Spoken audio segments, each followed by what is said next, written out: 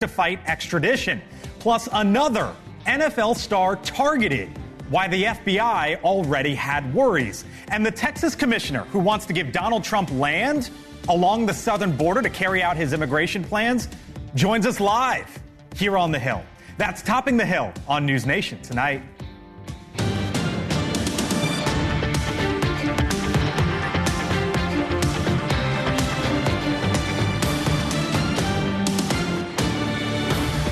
The president is aware, so we're closely tracking the activity and coordinating closely with relevant agency, including DHS and FBI, to continue to investigate these incidents. All right, so are we threatened by mysterious drones in our skies? As you heard there, the White House today faced with that very question and didn't have many answers. The president, they say, briefed and a big hearing up on Capitol Hill earlier today, trying to get to the bottom of drones flying in our skies, including near a main Donald Trump-owned property, sensitive military sites, even NFL stadiums. Hello, good evening. Welcome to Washington. I'm Blake Berman. This is The Hill on NewsNation. In moments, we put those questions to a key lawmaker who was asking his own questions today on this very topic. But first tonight, here from The Hill. And it's completely out of touch. And insult the intelligence of the American people. The suspected CEO shooter raging as he entered a courtroom earlier today. Luigi Mangione, accused of killing Brian Thompson, the former head of United Healthcare. And tonight, the 26-year-old Ivy League graduate is fighting extradition. Our Alex Capriello live for us once again in Pennsylvania this evening with just a wild day there in and out of court, Alex. Yeah, it's been crazy beginning to end. I mean, we saw that outburst outside the courtroom, but a much different Luigi Mangione inside the courtroom. He seemed relaxed, cool, calm, collected as he talked to his attorney and tried to figure out what their game plan was going to be. A press conference actually just wrapped up with Mangione's attorney at his own office, in which case that attorney says that they plan on fighting this and plan on pleading not guilty to all the crimes that Mangione's accused of, both here in the Commonwealth of Pennsylvania, which are gun crimes, as well as that happened in Manhattan, New York, which is, of course, the murder of Brian Thompson just last Wednesday. Other things that we heard from that press conference was that this lawyer who was retained earlier today says he's seen no evidence that his client committed these crimes. He pushed really hard for the judge to actually get bail, saying that second-degree murder should entitle him to that, and also that he had no prior criminal history.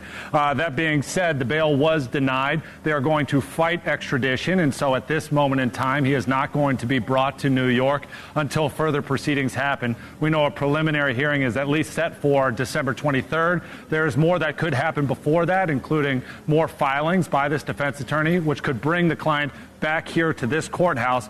But until then, we just know December 23rd is most likely going to be the next time we see Luigi Mangione in court.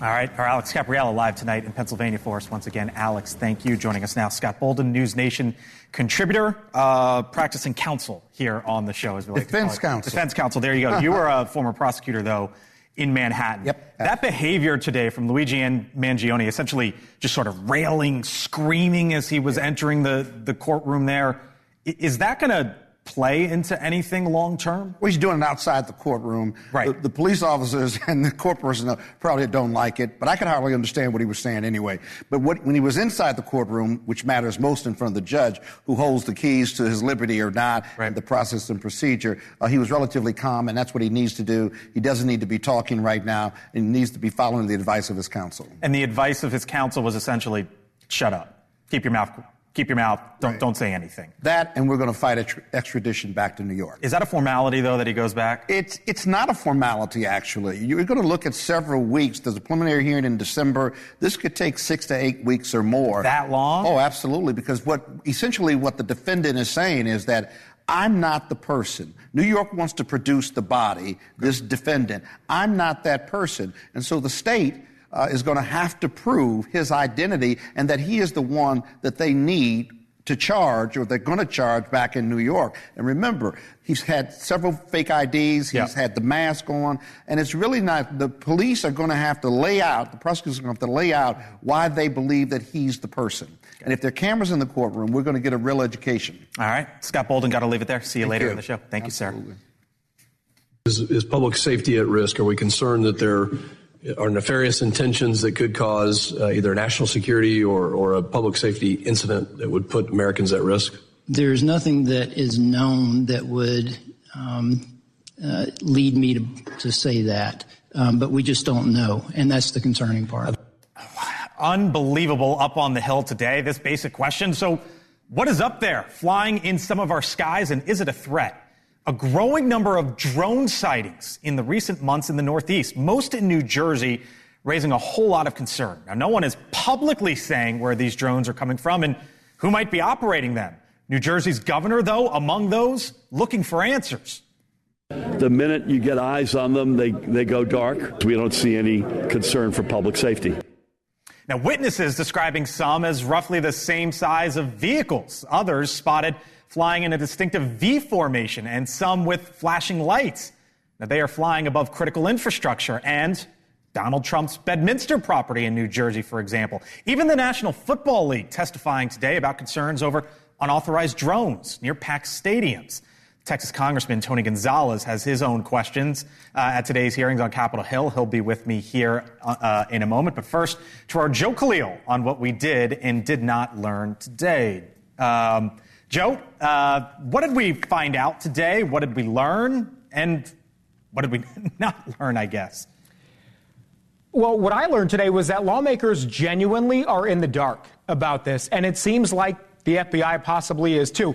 I've been on the Hill a lot, right? You get the sense sometimes when you talk to lawmakers, they know the answers to your questions, but for whatever reason, they're not telling you.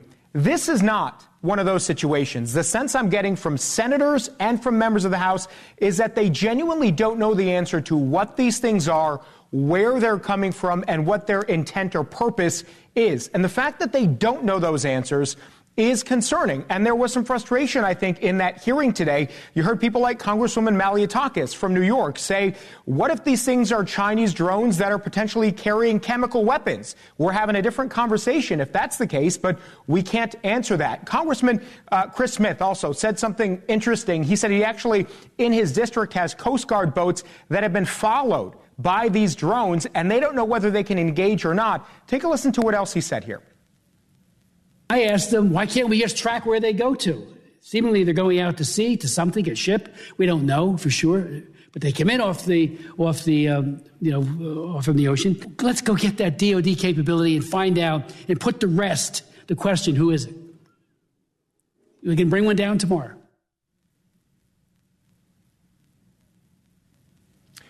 So it seems like there's some frustration because a lot of lawmakers simply say they don't have the authority, in some cases, local law enforcement, to do anything about this. They got to wait for the DOD to act, and so there may be a disconnect there. But still, the most basic and outstanding questions here are unanswered. And again, that is concerning.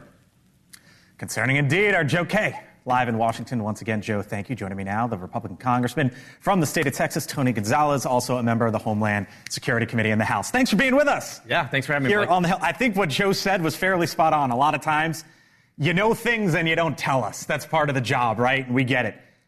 But do you have a sense of what this is? It is. It's madness. I mean, the fact that we don't know what's in the sky, and maybe, So even you don't. You members of Congress, you're asking the questions. I had a list of questions. I asked some very, very simple questions to the FBI, to CBP. I'm talking about, high level government agencies. I got zero answers. The answers was like, I don't know. We don't kind of don't know. That's not good. That's not good for anyone. And what happens is the American people deserve to know what's happening, deserve to know the truth. Otherwise, they're going to make up the truth, right? These half-truths are going to be spun into lies. Who knows what's going to happen? But one of the questions that I asked specifically to the FBI was, what is your budget? I said on appropriations as well. Right. What is your budget for counter UAS, counter drones? Yeah, he told me 500,000. I mean, that's a drop. I mean, clearly, they're way, way behind. So either they're way behind, or you guys are in the dark. I wouldn't say you guys. You guys is us. Yeah, exactly. The country. I mean, Mike Johnson, the Speaker of the House, was asked that basic question today, and he said he didn't think so. But it gets to the point of, is the U.S. government doing something in the dark that we, you're right, are just not aware of? Well, I mean, this goes back to kind of Doge. You know, Doge is getting all this attention, and everyone's going like, wait a second here. So many Americans are going, what do you do here? Where does our taxpayer dollars going when you don't even know what's in the sky, why it's in the sky? Drones is not a new technology. I mean, this is an old technology. You can go to Best Buy. My 4-year-old has a drone, right? Okay. We don't even know that it's in our backyard. This is a problem. This is once again where we're going to have committee after committee, department after department come before the Congress and say, what do you do here? Okay. Tell us why, you need to have this, that, or the other on this budget. So how do you get answers?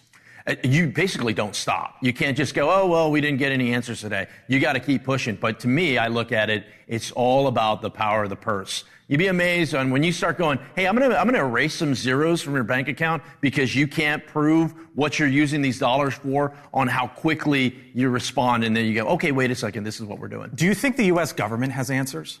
We should. We absolutely I know you think should. We should. Do you think they actually do? I do. So you think someone knows? Yeah, I do. I mean, what ends up happening, is this bureaucracy takes over, and you just have all these little things. But there's a real issue to it, too. On the border, these drones are happening every single day. And so I know you're going to have Dawn Buckingham on later. She's great. She's fantastic. With the American people, there's a threat happening right now, not only in New Jersey on our southern border, and then you had Representative Malliotakis bring up the what if. These are part of the questions that Americans deserve to know the answers to. They're not complex questions. Yeah, no, I brought up some of this is flying over Bedminster, Langley Air Force Base in Virginia, right? So this goes all down the coast, even the National Football League. Sure. You think about these stadiums that have 100,000 people, 80,000 people, whatever the number is. They're concerned about drones. One of your colleagues, Carlos Jimenez from Miami, Republican, said this, and let me get your reaction on the other side.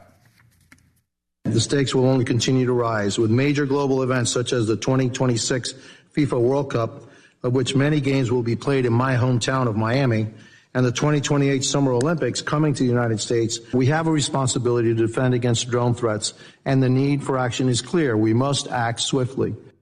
So not to compare it, nothing really apples to apples here, but he's saying, hey, look, we're going to be hosting the World Cup. Sure. I hear you saying, hey, we deal with this stuff every single day on the border. And it just goes to the sort of multitude of possible threats here, and that's why it's so astounding that we don't have answers. Americans deserve to be safe. They deserve to be safe as a football game. They deserve to feel safe in their backyards. They deserve to feel safe. And the fact that we don't know what is happening is a major problem. We need to fix it. Let me leave you with this. Your colleague from New Jersey there said, you know what? If it's over water, shoot it down. If Donald Trump, when he comes into office and he says, Congressman Gonzalez, you see this stuff at the border, we see this flying, what should I do? What would you say? They should already be shooting it down. Oh, even over mainland U.S.? Oh, totally. But if it shoots down, it comes down and I get that, but there are so many different ways. You don't have to, it's not like I'm shooting a slingshot to hit this thing. You can have another drone go out and go and capture that drone. I like to say capture. Okay. Like, let's capture it. Let's not shoot it. I want to capture it to find out, where did it come from? Where was it going? Where is it flight pattern? What information was it sending back? These are some of the questions I think can solve the problem. It can't just be talk, though. I mean, every week someone comes up and says, we don't know what's going on. Right. Doge is going to get to the root of a lot of this. People better be ready to answer. You really think Doge is going to answer this? I do, because it's what everyone else is answering. Regular people are going, what do you mean we don't know what's in the sky? And when enough regular people go, wait a second, we should know that, I think that would lights a fire under Congress. All right, thanks, Blake. Thank you so much, Congressman from Texas. Appreciate it. Still to come here on the Hill. Speaking of money and Donald Trump, what does $1 billion get you in Washington next year? The president-elect outlining today what that could mean. His former chief of staff joins us on the other side of the break. I'm Blake Berman. Welcome to Washington. This is the center of politics. The Hill here on NewsNation returns in 4 minutes. New jobs. New jobs. The most in any single presidential term in American history. The lowest average unemployment rate of any administration in the last 50 years. All right, welcome back here on the Hill. That, of course, President Biden today touting the economy in his 4 years, and he certainly has a story to tell. Near historic lows in unemployment, job creation every single month of his administration. But have you also seen what has happened since the election, which took place 5 weeks ago today? For example, in just a short period of time here. The S&P 500, the Dow Jones Industrial Average, the NASDAQ, all up. Crypto's been ripping. I know that says 4.1%. It's 41%, give or take, depending on the move in Bitcoin. Crude oil prices down. You're going to see that at the pump. All of this good, right? By the way, 2 business groups today say the economic outlook they're projecting is going to be better. The National Federation of Independent Small Businesses says small business optimism up 8 points. Today as well, the Business Roundtables, that's the CEO group, their quarterly outlook up 12 points. Once again, saying they are optimistic looking forward. Look who we have over here. Mick Mulvaney, NewsNation contributor, former Trump White House Chief of Staff. Dan Cannon was the Battleground States Director for both the Biden and Harris campaigns. Hello, guys. Hello, hey, Blake. Making me move, but it's all good because I get to talk to the both of you. Good. Get your exercise in. That's nice. Here's what I noticed today. Donald Trump. Post, any person or company investing $1 billion or more in the United States of America will receive fully expedited approvals and permits, including but in no way limited to all environmental approvals. Get ready to rock, he says. Pay to play? No, I think what you're seeing on those numbers on the wall, there's a little euphoria. Certainly the Bitcoin numbers. Bitcoin's not really driven by fundamentals. A roller coaster. But the other ones the fundamentals are changing for American business. The NFIB number, which is small business, is really interesting to me because what you're getting ready to see is a change in the regulatory environment. You could talk about tax policy you want to, and we have those conversations. But one of the things that Trump can do by himself is change the regulatory environment, and he is going to deregulate. We did it in the first term. He's going to do it in the second term. That makes a much bigger difference to corporations in this country than people realize. Pay to play?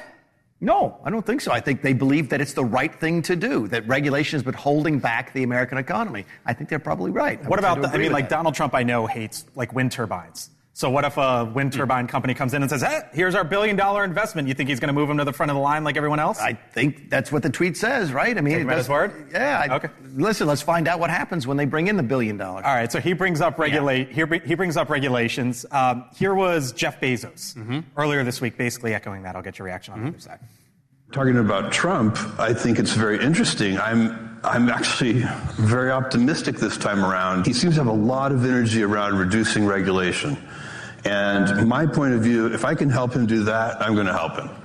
All right, so is Mick spot on here? Oh, boy, the billionaires love this president. You got 6 in the cabinet so far. You got Bezos touting this. You got this whole $1 billion pledge to an individual or corporation to get whatever they want. Donald Trump has, again, put his chips down on the side of the wealthy and not the side of working people. And I want to point out, on the economic optimism, I think people want a new president to do well. But Donald Trump, again, is inheriting a good economy. He did from Barack Obama, inherited a good economy, crashed it during COVID, inherited another good economy here from Joe Biden. And all those trend lines on stocks have been moving in the right direction, 16 million new jobs, low unemployment. He's been born on third base again. But here's the tell, Blake. You think it's born on third base stuff? Yes. You're giving me a Jim Harbaugh quote. I know where that comes from. Now you perked my ears up. Here's the tell. Yeah. He does not want to fire Jay Powell, because he does not want to rock the boat because this thing is going well. Powell is lowering rates because Biden got inflation under control. He does not want to change up the midstream. What's the problem with billionaires helping? I don't get it. They're the most...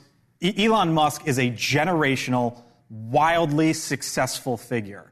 And I hear the Democrats saying, we need to speak to the middle class more, right? I think there's a lot of folks that look up to Elon Musk and say, yeah, like, I see what he did with SpaceX. I see what he did with Tesla.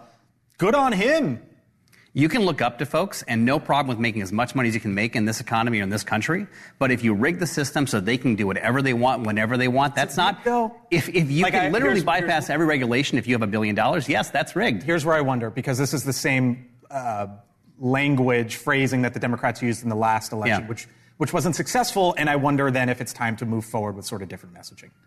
Well, look, messaging aside, my point is I think the people in the working class, less than $100,000, that voted for Donald Trump because he thought they were more on his side, didn't vote for him because they wanted billionaires to get whatever they wanted, whatever regulation, whatever law they wanted to bypass. They wanted someone to work for them, to lower costs, to keep prices down, to help protect health care. That's not going to happen under this president.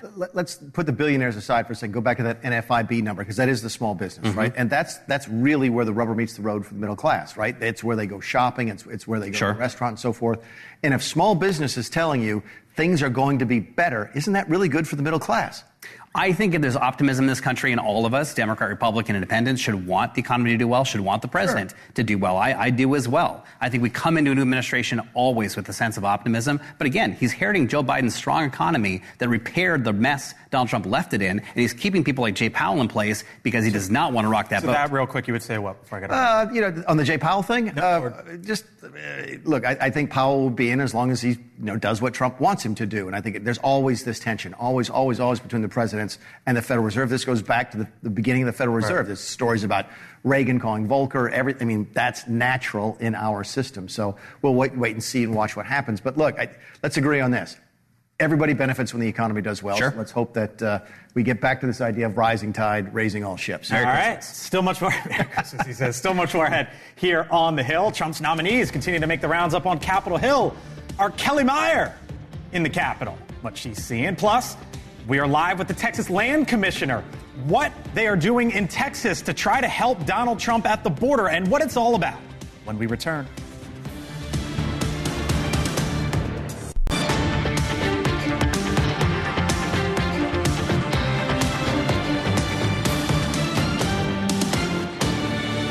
Welcome back here to the Hill on NewsNation. New details on the United Healthcare CEO shooting suspect.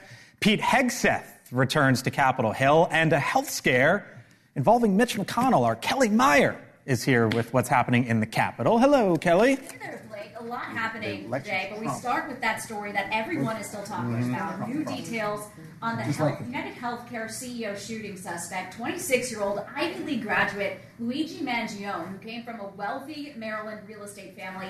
Here he is seen screaming at police while reporters were heading into his hearing for his extradition hearing. And at that hearing, Mangione... Kelly, I think we're having some audio issues with our Kelly Meyer. Obviously, some big developments there in Pennsylvania today. Mangione there walking into a courtroom earlier today, and his attorney said that he is going to be fighting extradition, and the next date in that court appearance is on December 23rd. Sorry for the audio issue. Kelly in the Capitol.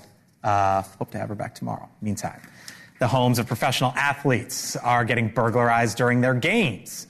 The FBI is warning it may be tied to a sophisticated South American crime ring. And during last night's Monday Night Football, a new target, the Cincinnati Bengals star quarterback Joe Burrow, as he was on the field during the Bengals' win over the Dallas Cowboys.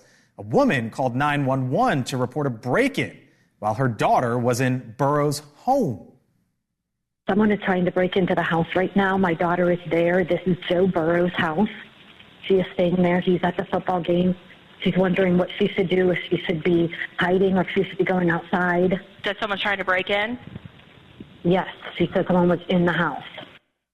Our national security contributor, former FBI CIA Special Agent Tracy Walder, joins us live here on the Hill. Hello, Tracy. This one is fascinating on a lot of levels because you've got these highly successful, well-known professional athletes, and they're being targeted, it seems, right? It was no secret that Joe Burrow was going to be in Dallas last night for Monday Night Football, and his home is targeted. Do we have a sense of who's behind this? Well, thank you so much for having me, Blake. You know, you're right. Everything is out there in terms of their schedules, their travel schedules. Are they home? Are they away? It is all out there for public consumption. And really, the sense of who I have is actually back in March, the FBI issued a warning in Southern California against what they are calling burglary tourists. And these individuals are groups from Chile and Venezuela who are able to gain tourist visas here into the U.S. And some of them were actually arrested in the Pacific Palisades, where they were really targeting movie stars, sports individuals, those kinds of people. And so that's who I actually think that this group is. This is the same group. Did you say burglary tourists? I did, yes. They are able to obtain tourist visas to come here to the U.S. And so that's, the FBI kind of coined that term. And really, they are engaging in crimes that don't involve weapons and don't involve violence. And that's really what we're seeing here. I'm not obviously diminishing the crime, but we are not seeing these being perpetrated with weapons. And so that's why I really do think that this is the same group. So we've seen this with a lot of these high-profile athletes, right? And they're going to go out and do their jobs. Their jobs happen to be on national television. You know where they are and when they are. And that's not going to change anytime soon. And so if they picked up the phone and called you and said, Tracy, with your FBI, with your CIA background, what do I do? What do you tell them? So one of the things they have to do is actually the opposite of what I think a lot of us do, especially with alarm systems, is get those off of the web. Because a lot of what they are doing, these groups, is jamming these web signals and these signals to enter these homes. All of these homes have alarms. I am sure Mr. Burrows' home has alarms as well. Another thing they need to be doing is engaging in more security. So they need to be using drones, things of that nature. Also, people who have a larger outer perimeter of their home. A lot of times they're focused inside their home, but really these individuals are conducting surveillance of these people's homes, and they need to be tracking that far before when they leave for a game. Or Tracy Walder, former FBI, former CIA, NewsNation contributor. It's disturbing what's going on. It happened to Joe Burrow last night, and the FBI has been on this one. Tracy, thank you. Appreciate it. Thank you, Blake. You got it. Meantime, President-elect Donald Trump and his incoming administration pledging to carry out mass deportations of illegal immigrants, and the state of Texas is vowing to help. In October, the Texas Land Commissioner Don Buckingham purchased over 1,400 acres of land on the Rio Grande and offered the land to use for deportation facilities. The incoming border czar, Tom Homan, has already says he'd take her up on that offer. But now the Texas Land Commissioner is also going a bit further, offering even as much as millions more in acreage if needed. Don Buckingham is the land commissioner in the state of Texas, joins me live here on the Hill. Thanks for being with us. Hey, nice to see you. Great to be on with you today. 1,400 acres is a lot. That, for example, is 1.5 times the size of Central Park, just to try to give a mental image of what this is. And you've said if you need more, you can have more. You have 13 million acres in the state of Texas land that you oversee. That's twice the size of Belgium, for example. All right. So is this not a blank check, but is it in that sort of a sense of you're going to give Trump whatever he needs? Well, what we're anticipating is it'll be a land lease. That's how we raise money for the school children of Texas. But like you said, we have 13 million acres all around the state in every little part. So once the Trump team figures out what it is they want to do and what their strategic plan is, we're happy to partner with them. I'm sure we can come to a great agreement and not only make our community safer for our children, but fund their education as well. What made you think of this idea, and what do you envision that it actually looks like?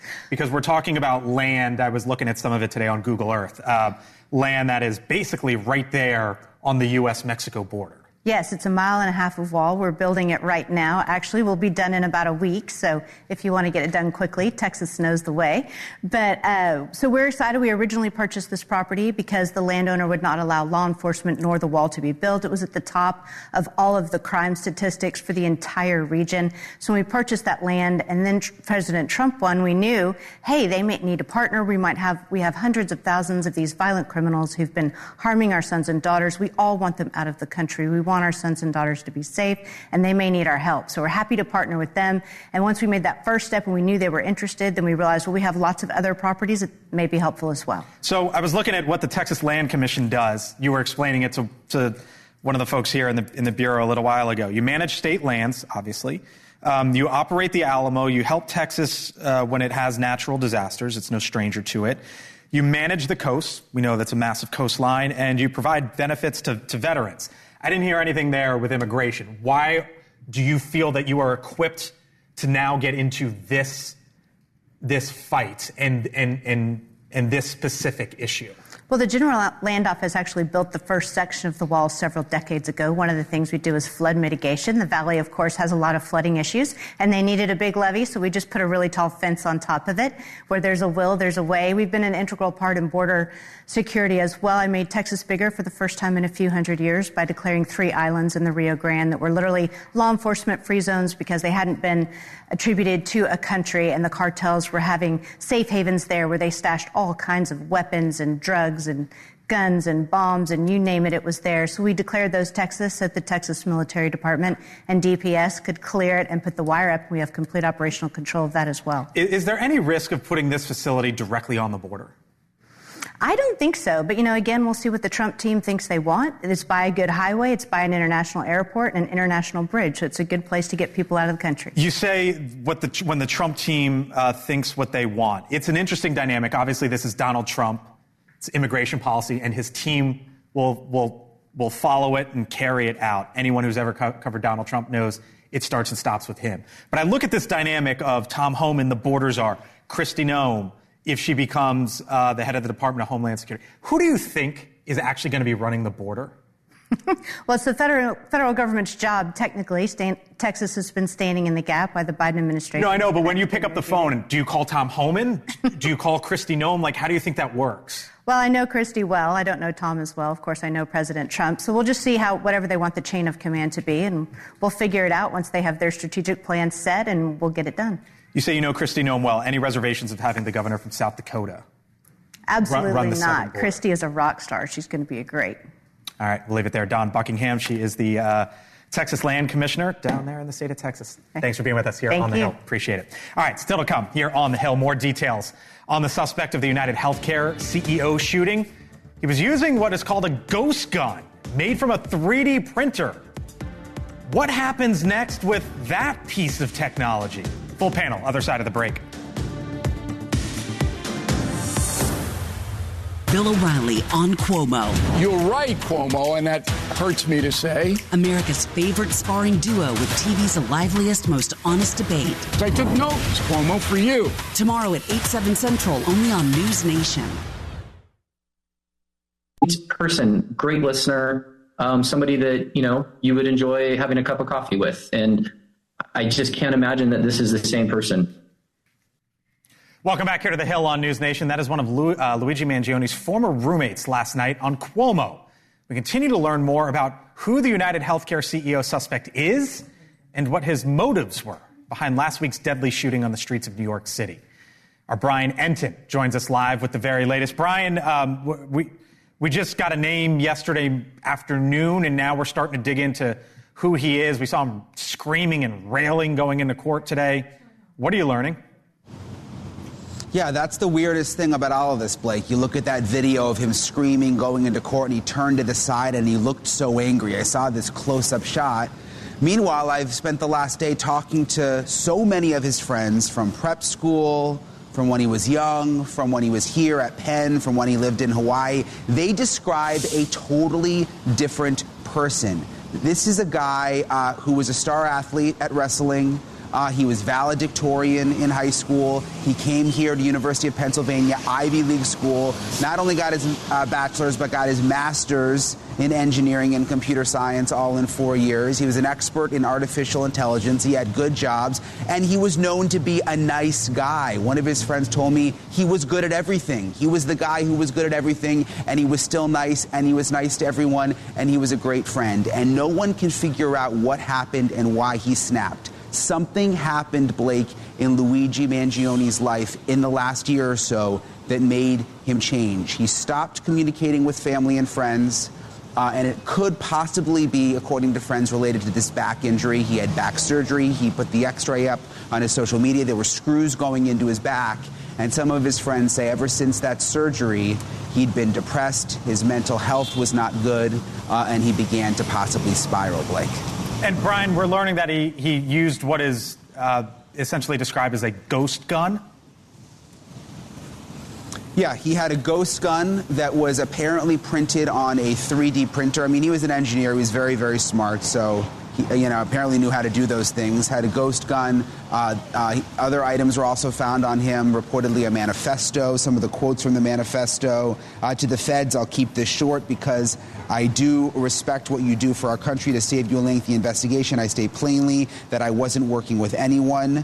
And he said, I do apologize for any strife or traumas, but it had to be done. He was very critical of the healthcare industry in this country. Again, some friends speculate perhaps all of this relates back to that back surgery, and they said that he was living with chronic pain.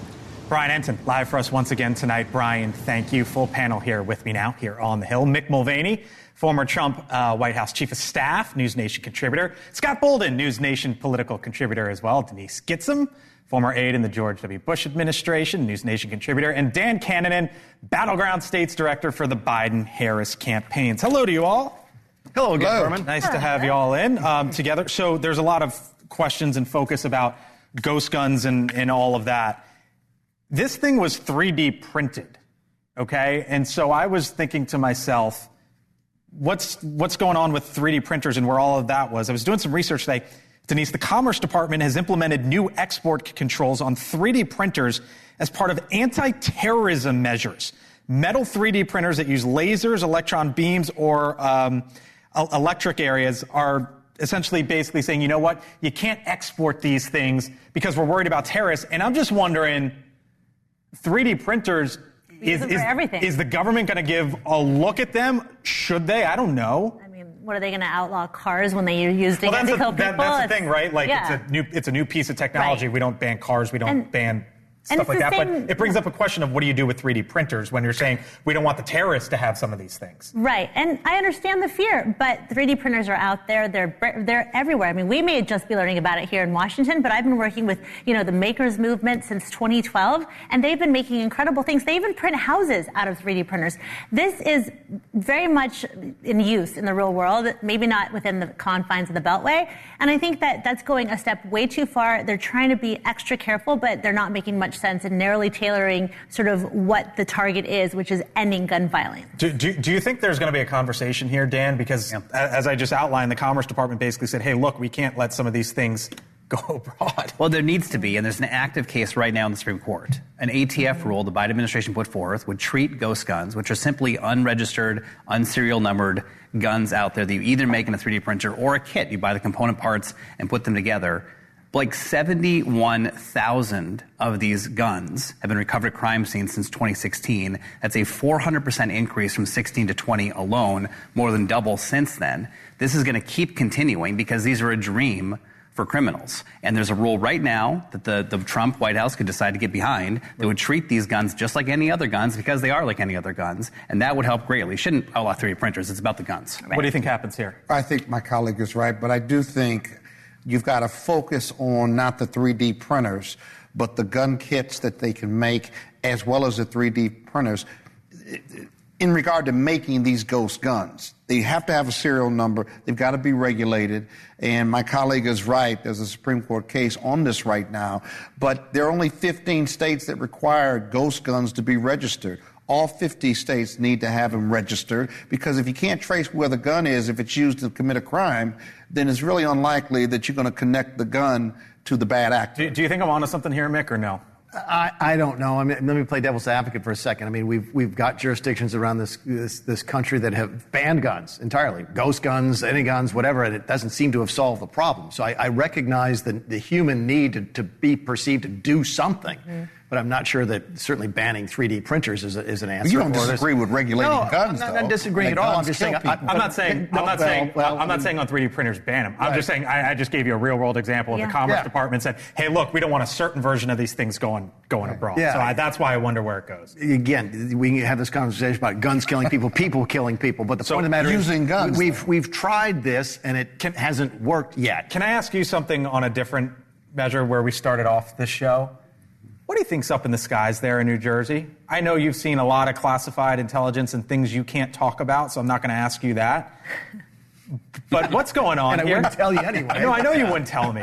But on that front with the drones and all that, where do you think this heads? You know, I've had some folks send me these pictures, and boy, they look like drones to me. They look like airplanes. They look like things that somebody might make in their closet. They certainly don't look like they come from another space and time and dimension, but I don't know. I haven't seen it. Here's the part I don't understand. How come no one, I got some buddies in Joliet, Illinois, that would figure out a way to shoot the drones down. Shut them down. Shut it down. Congressman I don't know what it is. Shut it down. Well, there's a conversation. I mean, President Biden with the Chinese, obviously different. We knew what that thing was, so they weren't going to shoot it down over U.S. land, but there's a conversation there. When it's a bunch of kids in an ultralight late at night with flashlights and you shoot it down. Do you think that's what this is? We don't know. The congressman today told me we've got no clue. You shoot first and ask questions later. They should find out. I don't think we know, and I think whether it's ghost guns and 3D printers or drones or the internet and our social media problems, we've got a bunch of problems in this country that require bipartisan real solutions. It's 2024, and we got drones flying over our communities that we don't know about it, and we can't shoot it down. Are you kidding me? But like do something. We sit here and laugh, but that hearing up today, they're trying to figure out where this goes. It's a mystery. I see Mick I don't know. Come on, no, I know. Come on, Matt. No, I don't. I do not know. We'll leave it there. Thank you all. Thanks, Appreciate it. Still to come. Thank you. New York's Governor Kathy Hochul wants to give $300 checks to millions of New Yorkers. What's this all about? Leland Vitter joins on the other side of the break. Welcome back here to the Hill on News Nation. The New York Governor Kathy Hochul is proposing checks of about $300 each to more than 8 million New Yorkers, a total of $3 billion. Hochul says her aim is to help working class families with inflation costs. But critics aren't convinced. The New York Congressman Richie Torres, for example, a Democrat, saying in a post on social media, quote, a one-time check will not compensate for the double-digit increases in inflation that New Yorkers have suffered during the governorship of Kathy Hochul. Host of On Balance, Leland Vitter, joins me live. That is a little bit of a taste to come, potentially, of the governor's race there, or the governor's primary. I was going to say, is Richie Torres running for governor? He hasn't announced yet, I don't think, but that's the speculation. And then, I don't know, like, giving these checks away, we saw what happened when you just sort of gave money away the last time around. We watched this show before of giving money away, and then the prices of everything goes up. What's interesting to me to watch is how worried Kathy Hochul all of a sudden is. She's moved on immigration significantly. Congestion pricing. Right. Now the refund checks. And you can see her responding. And it's also interesting, I think, of all people, you have a progressive from Brooklyn, gay, who happens to be extraordinarily outspoken and is pro-Israel, now setting the tone for a different kind of Democrat. Richie Torres isn't necessarily like John Fetterman, but he's one of those very interesting Democrats to watch going forward. We've kind of seen John Fetterman sort of move in here in the last few years, and I think Torres is one to watch. Who you got coming up on the show tonight? Oh, big show coming up. We're going to talk a lot about Joe Biden's legacy. I think there's Democrats who don't wish him ill. They just wish him gone. Yeah, at this point. Might be some